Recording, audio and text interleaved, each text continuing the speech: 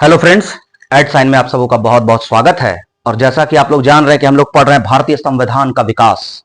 भारतीय संविधान का विकास, जिसके विकास में अगर हम आधुनिक काल की बात करें तो 1773 के रेगुलेटिंग एक्ट में इसके आधार को देखा जा सकता है। 1773 के रेगुलेटिंग एक्ट में जहां कलकत्ता में एक सुप्रीम कोर्ट न्यायालय की स्थापना की गई, 1773 के रेगुलेटिंग एक्ट के बाद 1784 का पिट्स इंडिया एक्ट हमने देखा, हमने 1786 का एक्ट देखा, हमने 1813 के एक्ट को देखा, हमने 1833 के एक्ट को भी देखा। ये प्रमुख एक्ट थे। आज हम लोग बात करेंगे 1853 का चार्टर एक्ट और आज हम लोग बात करेंगे 1858 के एक्ट की। 1857 के विद्रोह के पश्चात, जी हां, 1857 के विद्रोह के पश्चात जो है वो ब्रिटिश सरकार यानी क्राउन, या हम कहें ब्रिटिश सरकार कह सकते हैं या क्राउन भी कह सकते हैं, ठीक है। तो क्राउन या ब्रिटिश गवर्नमेंट ने जो है वो कंपनी के शासन को 1857 के विद्रोह के बाद समाप्त कर दिया। कंपनी के शासन को समाप्त कर पूरे ब्रिटिश भारत पर यानी ईस्ट इंडिया कंपनी द्वारा जितने भी क्षेत्र भारत में अर्जित किए गए थे, जितने क्षेत्रों पर, भारतीय क्षेत्रों पर ईस्ट इंडिया कंपनी का अधिकार था, उन सबको अपने प्रत्यक्ष नियंत्रण में 1858 के एक्ट के तहत ले लिया गया। ठीक है, तो 1853 का चार्टर एक्ट हम लोग पढ़ेंगे और 1858 के एक्ट को देखेंगे। ये दोनों एक्ट बहुत ही महत्वपूर्ण है और जो कंटेंट बोर्ड में लिखा गया है साथियों, उससे बाहर हम उम्मीद नहीं करते हैं कि कुछ भी एग्जाम में पूछा जाएगा। और एक बात और कि मैं जो बोलता हूं, मैं जो लेक्चर दे रहा हूं, उसको आप लोग बिल्कुल बहुत ध्यान से सुनिएगा, क्योंकि कंटेंट या स्रोत जो है आपको कई बुक्स में मिल जाएंगे, बाजारों में मिल जाएंगे, लेकिन जो मैं समझाऊंगा ये आपके मन मस्तिष्क पर और मन पटल पर जो है वो छा जाएगा। तो सबसे पहले जो है आप एक स्क्रीनशॉट ले लीजिए।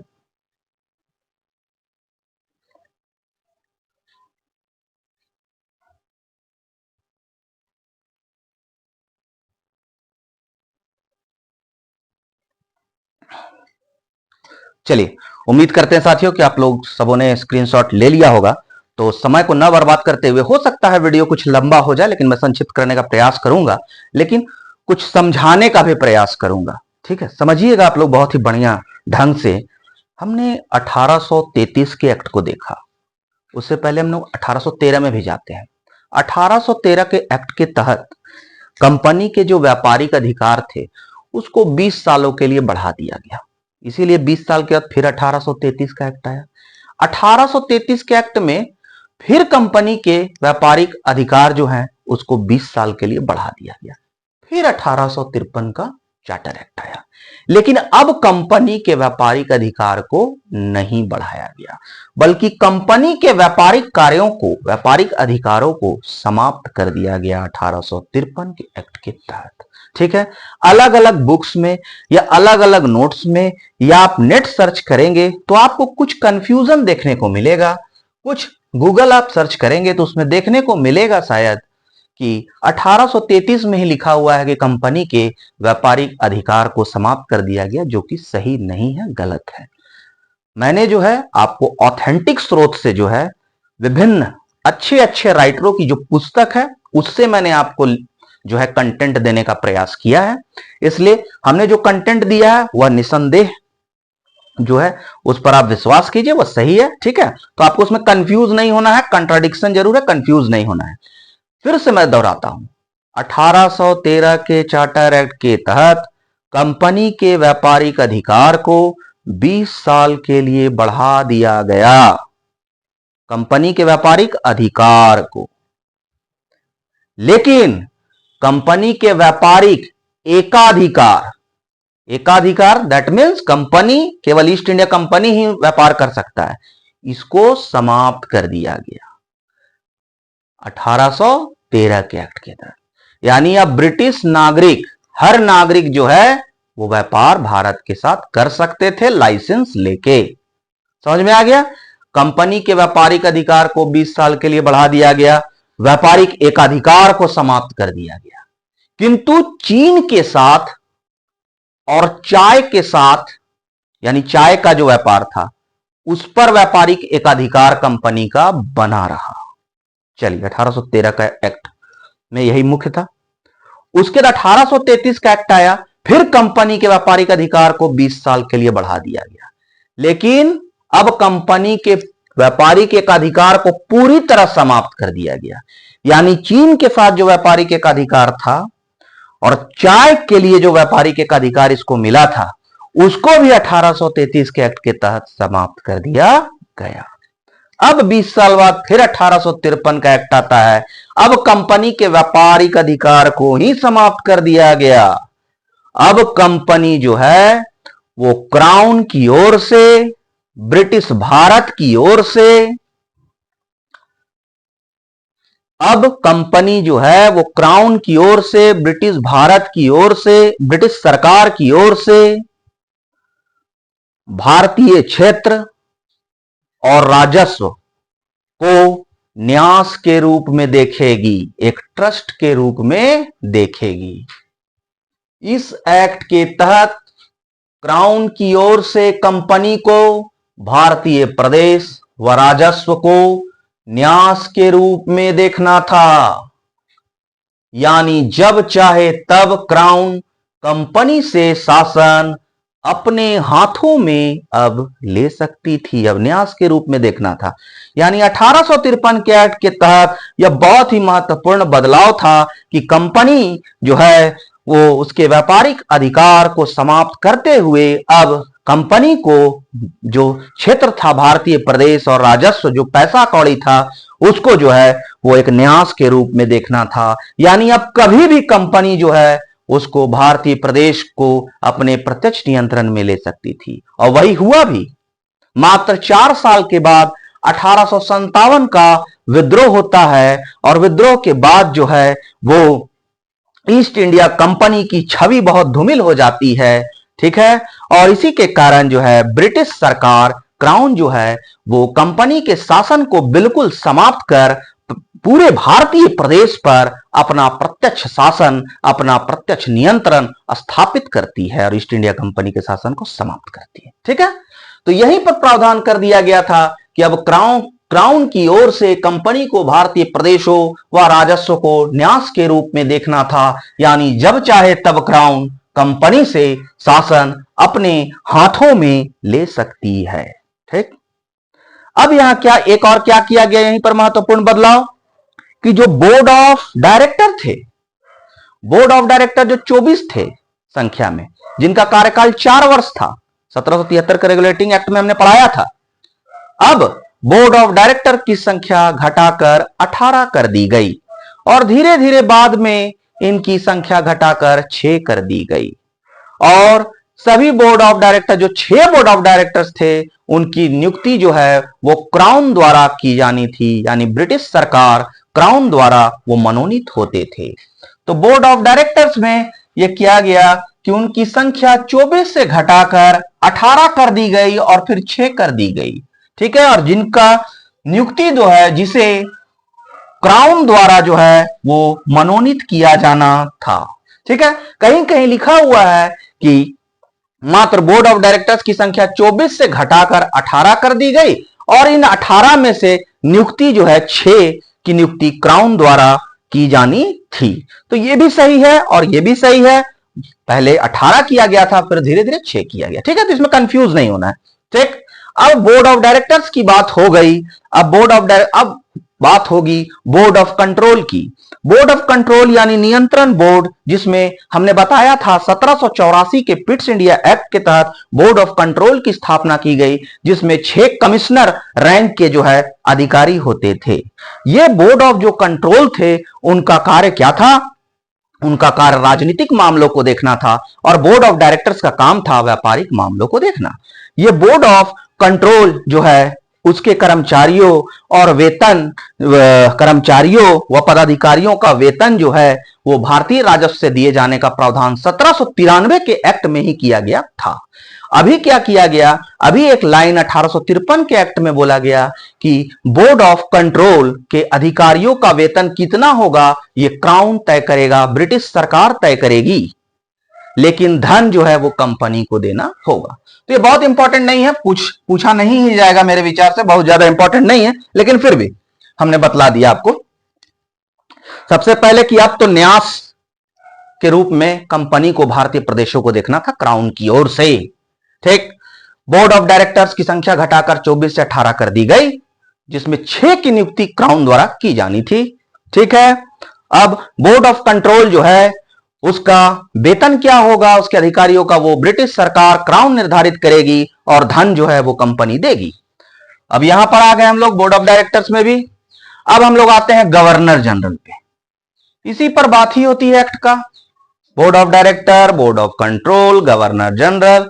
अभी तक हमने देखा 1833 के एक्ट के तहत कि भारत का जो 1833 के एक्ट में ही भारतीय प्रशासन का केंद्रीकरण किया गया और बंगाल के गवर्नर जनरल को भारत का गवर्नर जनरल बनाया गया और चौथे सदस्य के रूप में एक विधि सदस्य को जो है स्थापित किया गया। ठीक है, विधि सदस्य बैठक में उपस्थित होता था, मत देने का अधिकार नहीं था। लेकिन क्या हुआ कि वही विधि सदस्य जो है विधि आयोग की नियुक्ति हुई थी 1834 में। ठीक, लेकिन अब क्या हुआ कि इस विधि सदस्य को पूर्ण सदस्य का दर्जा गवर्नर जनरल की परिषद में मिला। तो गवर्नर जनरल, भारत का गवर्नर जनरल और उसका कार्यकारी परिषद चौथा विधि सदस्य, पूर्ण सदस्य का दर्जा मिल गया, यानी मत देने का अधिकार भी अब हो गया। अब जब यह विधि सदस्य कानून बनाने के लिए बैठे तो और कानून बनाने के लिए 6 अतिरिक्त सदस्यों की नियुक्ति की। एक कलकत्ता के सुप्रीम कोर्ट के मुख्य न्यायाधीश, एक कलकत्ता के नामित न्यायाधीश, ठीक है, और 4 प्रतिनिधि जो कि एक बंगाल से थे, एक बंबई से, एक मद्रास से और एक उत्तर पश्चिम सीमा प्रांत से थे। ठीक है, तो 6 प्रतिनिधियों की 6 अतिरिक्त सदस्यों की नियुक्ति की। साथ ही साथ गवर्नर जनरल को 2 अतिरिक्त असैनिक पदाधिकारियों की नियुक्ति करने का भी अधिकार था।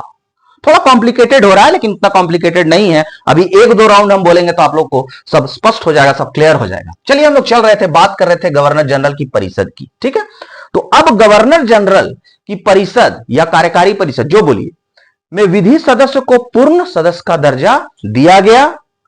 अब उसे मत देने का अधिकार था, पूर्ण सदस्य का दर्जा मिल गया, यानी उसको मत देने का अधिकार हो गया। जब यह परिषद मतलब गवर्नर जनरल, उसकी 4 परिषद कानून बनाने के लिए बैठी तो इसने 6 अतिरिक्त सदस्यों की व्यवस्था की गई। मतलब ये एक्ट में कहा गया कि जब आप कानून बनाइएगा तो 6 अतिरिक्त सदस्यों की आपको जरूरत पड़ेगी। तो कौन सदस्य, तो कानून बनाइएगा आप तो 6 अतिरिक्त सदस्यों की व्यवस्था कर लीजिए। तो कौन रहेंगे, तो विधिवेत्ता मुख्य न्यायाधीश रहेंगे, 2 ठो आप जज को रख लीजिए कलकत्ता से, और 4 ठो जो है वो लोकल यहां का आदमी को रख लीजिए। ठीक है, स्थायी मतलब बंगाल प्रेसिडेंसी से रख लीजिए एक आदमी को, ठीक है, जिसको अनुभव हो 10 साल कंपनी में काम करने का। ठीक है, इस तरह का। तो बंगाल से रख लीजिए एक ठो आदमी को, एक आदमी को बंबई से रख लीजिए, एक आदमी को मद्रास से रख लीजिए। ठीक है, हाँ, ये बोला गया। ठीक, तो बोला गया ठीक है भाई, रख लिया जाता है। और एक उत्तर पश्चिम सीमा प्रांत से रख लीजिए। तो यही है कि गवर्नर जनरल की परिषद में विधि सदस्य को पूर्ण सदस्य का दर्जा दिया गया। जब यह परिषद कानून बनाने के लिए बैठी तो इसमें 6 अतिरिक्त सदस्यों की व्यवस्था की गई। अब 6 सदस्य ये हो गए और 4 हो गए, मतलब कि टोटल कितने हो गए, देखिए, एक गवर्नर जनरल, 4 उसका सदस्य, विधि सदस्य मिला के 6 अतिरिक्त सदस्य।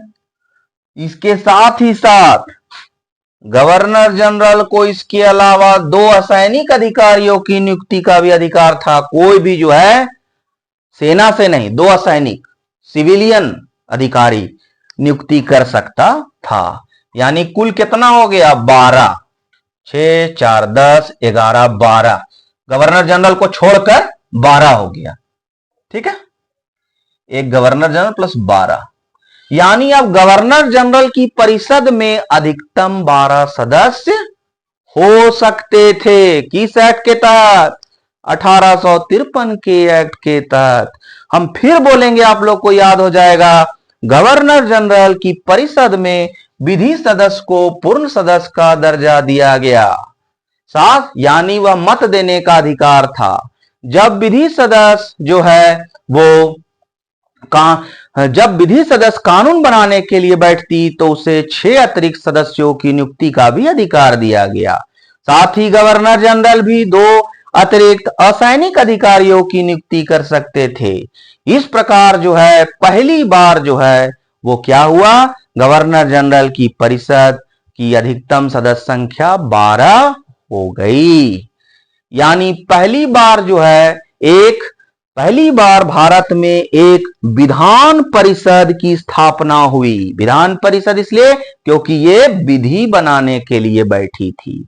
तो पहली बार एक विधान परिषद की स्थापना हुई, जो लघु संसद, विधान परिषद मतलब क्या हुआ, विधान परिषद की स्थापना मतलब विधानसभा यानी लेजिस्लेटिव असेंबली, जैसे लोकसभा राज्यसभा।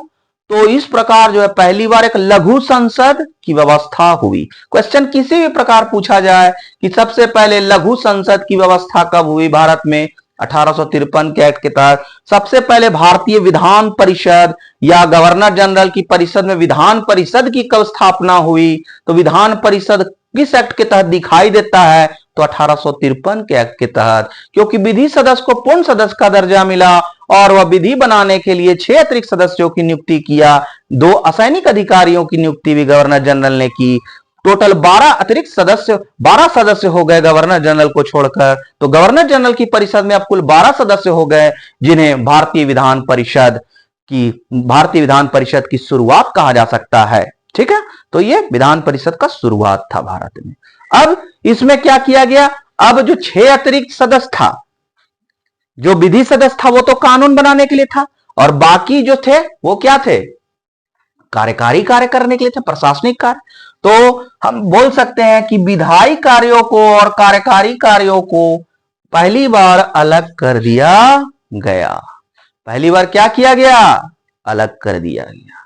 ठीक है, 1853 के एक्ट के तहत कंपनी जो है वो भारतीय क्षेत्रों को एक न्यास के रूप में देखेगी, और क्राउन जब चाहे अपना शासन जो है भारतीय प्रदेश पर अपना शासन स्थापित कर सकता है, जो 1858 के एक्ट के तहत किया। कोर्ट ऑफ डायरेक्टर की संख्या 24 से 18 कर दी गई। 6 की नियुक्ति क्राउन द्वारा होना था। बोर्ड ऑफ कंट्रोल का पैसा कौड़ी का निर्धारण, वेतन का कौन करेगा, ब्रिटिश सरकार। धन जो है वो कंपनी देगी।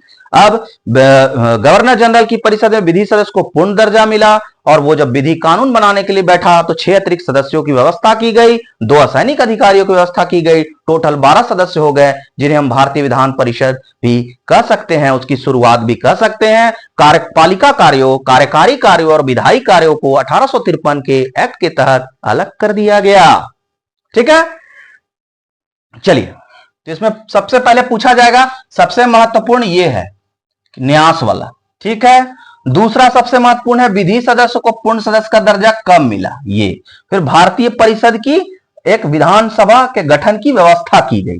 ठीक है, इस प्रकार पहली बार एक विधानसभा के गठन की व्यवस्था की गई, जिसमें अधिकतम 12 सदस्य थे। और यह भी बहुत इंपॉर्टेंट है कि किस अधिनियम के तहत विधायी कार्यों को और कार्यकारी कार्यों को अलग कर दिया गया। ठीक है, और बहुत महत्वपूर्ण है कि इस एक्ट में सारा पॉइंट हमने जो है महत्वपूर्ण लिखा है।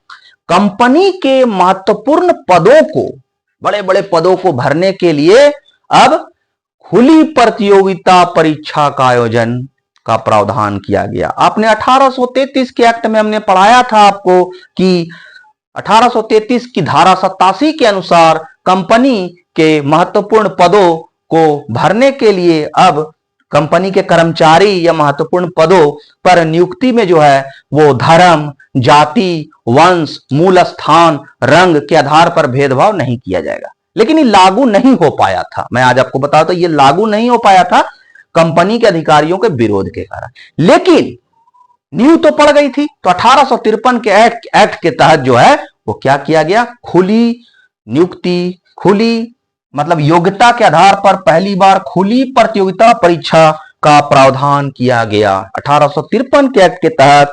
और 1854 में जो है एक समिति बनी मैकाले की अध्यक्षता में, नियुक्ति समिति, मैकाले की अध्यक्षता में 1854 में एक नियुक्ति समिति बनी। ये नियुक्ति समिति एग्जाम किया और महत्वपूर्ण पदों पर नियुक्ति की। ठीक है, नियुक्ति समिति की स्थापना हुई। ठीक है, हमने आपको बताया था पहले भी, एक पॉइंट जो है इसी का है, जैसे फिर पढ़ देता हूं। गवर्नर जनरल की परिषद में विधि सदस्य को पूर्ण सदस्य का दर्जा दिया गया। जब यह परिषद कानून बनाने के लिए बैठती तो इसमें 6 अतिरिक्त सदस्यों की व्यवस्था की गई। साथ ही गवर्नर जनरल को इसके अलावा 2 असैनिक अधिकारियों की नियुक्ति का भी अधिकार था। अब जो 6 अतिरिक्त सदस्य थे उसमें जो 2 थे वो कलकत्ता के न्यायाधीश थे, 2 ठो, एक मुख्य न्यायाधीश, एक नामित न्यायाधीश। 4 जो थे वो बंगाल, बंबई, मद्रास और उत्तर पश्चिम सीमा प्रांत से थे। ठीक है, वही लिखा हुआ है कि इस अधिनियम के तहत भारतीय विधान परिषद में, ठीक है, हमने बोला आपको गवर्नर जनरल की परिषद जो है, जो विधि बना रही है उसको भारतीय विधान परिषद, तो भारतीय विधान परिषद में स्थानीय प्रतिनिधित्व की शुरुआत हुई। यह भी बहुत इंपॉर्टेंट है कि किस एक्ट के तहत भारतीय विधान परिषद में स्थानीय प्रतिनिधित्व की शुरुआत हुई। तो भारतीय विधान परिषद में स्थानीय प्रतिनिधित्व की शुरुआत हुई, जिसमें बंगाल, बंबई, मद्रास, उत्तर पश्चिम सीमा प्रांत की स्थानीय सरकारों दैट मीन जो बंगाल की प्रेसिडेंसी सरकार थी, जो बंबई की प्रेसिडेंसी सरकार थी, ठीक है, तो स्थानीय सरकारों द्वारा नामित सदस्यों को शामिल किया गया। जो ये स्थानीय सरकार, मतलब कि पहली बार शॉर्ट में समझिए कि भारतीय विधान परिषद में स्थानीय प्रतिनिधित्व को जो है वो जगह दिया गया, स्थान दिया गया। स्थानीय प्रतिनिधित्व की शुरुआत हुई बंगाल, बंबई, मद्रास, उत्तर पश्चिम सीमा प्रांत के स्थानीय सरकारों द्वारा, जिन सदस्यों का नाम शामिल किया गया। नाम किसका शामिल करना था? जो कंपनी में 10 साल या उससे अधिक काम कर चुके हैं। ठीक है, चलिए, यह 1853 का एक्ट जो है आपका समाप्त हो गया। जैसा कि 1853 के एक्ट में आपने पढ़ा कि क्राउन द्वारा जो है ये, मतलब क्राउन की ओर से, ब्रिटिश सरकार की ओर से कंपनी को भारतीय क्षेत्र जो है और राजस्व न्यास के रूप में देख रेख करना था, और जब चाहे क्राउन जो है भारतीय क्षेत्रों पर अपना कब्जा कर सकती थी। तो ठीक 1857 के विद्रोह के बाद 1858 का एक्ट आता है, और इस एक्ट के तहत जो है ईस्ट इंडिया कंपनी का शासन समाप्त कर दिया जाता है। क्राउन ने भारतीय प्रदेश का शासन प्रत्यक्ष रूप से अपने हाथों में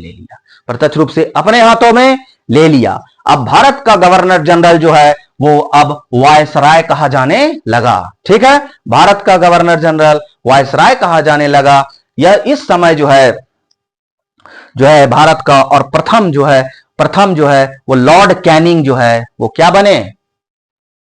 लॉर्ड कैनिंग प्रथम वायसराय बने, और अंतिम भारत का गवर्नर जनरल लॉर्ड कैनिंग ही थे। सवाल पूछा जाता है जैसे कि बंगाल का प्रथम गवर्नर जनरल कौन बना? वॉरेन हेस्टिंग बना बंगाल का प्रथम गवर्नर जनरल। ठीक है, 73 के रेगुलेटिंग एक्ट के तहत। उसी तरह भारत का पहला गवर्नर जनरल कौन था? तो विलियम बेंटिंक था। तो अंतिम कौन था बंगाल का गवर्नर जनरल? तो विलियम बेंटिंक। भारत का पहला वायसराय कौन था? लॉर्ड कैनिंग था। अंतिम भारत का गवर्नर जनरल लॉर्ड कैनिंग था। ठीक है, क्लियर है? तो यहां पर कंपनी का शासन समाप्त कर दिया गया और क्राउन ने भारतीय प्रदेशों पर प्रत्यक्ष नियंत्रण ले लिया। भारतीय प्रदेशों का शासन प्रत्यक्ष रूप से अपने हाथों में ले लिया। भारत का गवर्नर जनरल का नाम अब वायसराय हो गया, और प्रथम वायसराय लॉर्ड कैनिंग थे। ठीक है, जब प्रथम वायसराय लॉर्ड कैनिंग थे तो अंतिम जो है वो गवर्नर जनरल भी लॉर्ड कैनिंग होंगे। ठीक है, हाँ, अब जब कंपनी का शासन ही समाप्त हो गया तो बोर्ड ऑफ डायरेक्टर और बोर्ड ऑफ कंट्रोल जो है उसको समाप्त कर दिया गया। ठीक है, बोर्ड ऑफ डायरेक्टर और बोर्ड ऑफ कंट्रोल समाप्त कर दिए गए, और उसके जगह भारत सचिव एक पद का सृजन किया गया। भारत सचिव, जी हां, secretary of state for India. जी हां, secretary of state for India, Bharat सचिव, एक पद का सृजन किया गया। जो भारत सचिव जो होते थे वो ब्रिटिश मंत्रिमंडल यानी ब्रिटिश कैबिनेट के सदस्य जो होते थे उन्हीं को भारत सचिव बनाया जाता था। यही भारत सचिव का जो है वो प्रत्यक्ष नियंत्रण जो है भारतीय प्रदेशों में था। ठीक है, भारत सचिव जो है उसको उसकी कार्यों में सहायता करने के लिए 15 सदस्यीय भारतीय परिषद की स्थापना की गई। ठीक है, 15 सदस्यीय इंडियन काउंसिल भारतीय परिषद की स्थापना की गई।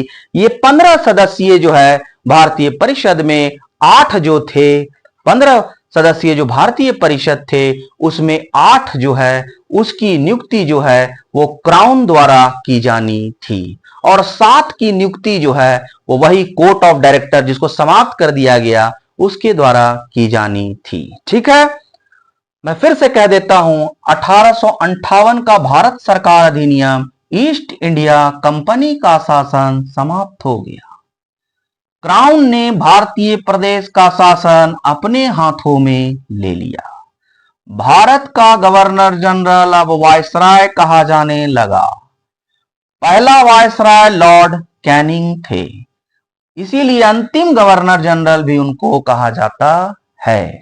ठीक है, बोर्ड ऑफ डायरेक्टर्स जो कंपनी में थे, बोर्ड ऑफ डायरेक्टर्स और बोर्ड ऑफ कंट्रोल को समाप्त कर दिया गया और भारत सचिव, सेक्रेटरी, भारत सचिव यानी secretary of state for India पद का सृजन किया गया, जो ब्रिटिश मंत्रिमंडल का सदस्य होता था।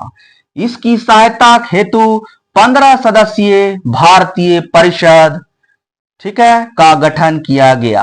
किसकी सहायता के लिए? भारत सचिव की सहायता के लिए।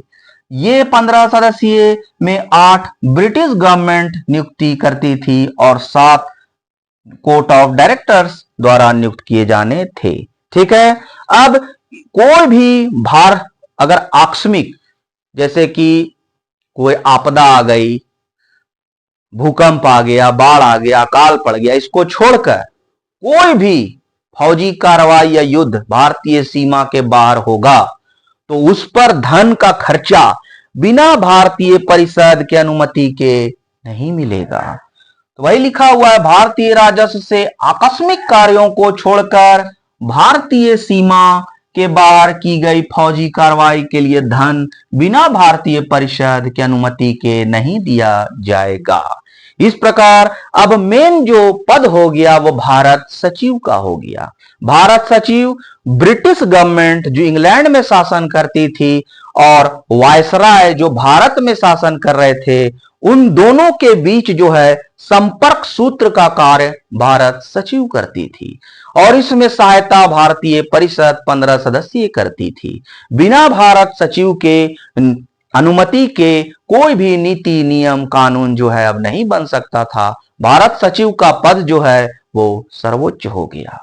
1857 के विद्रोह के पश्चात जो है 1858 के एक्ट के तहत ही जो यूरोपीय सैनिक थे और जो भारतीय सैनिक थे उनके अनुपात को पलट दिया गया, संशोधित कर दिया गया। पहले यह अनुपात था 6 भारतीय सैनिकों में 1 यूरोपीय सैनिक।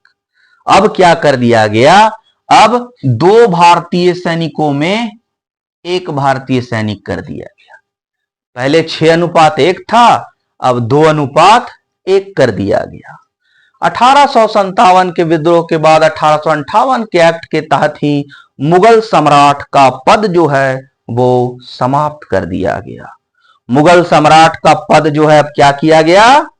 समाप्त कर दिया गया। ठीक है, तो उम्मीद करते हैं कि इस वीडियो के माध्यम से 1853 के एक्ट और 1858 के एक्ट को आप लोग बेहतर तरीके से समझ चुके होंगे। ठीक है, हम लोग फिर मिलते हैं नेक्स्ट वीडियो में। जय हिंद, जय भारत।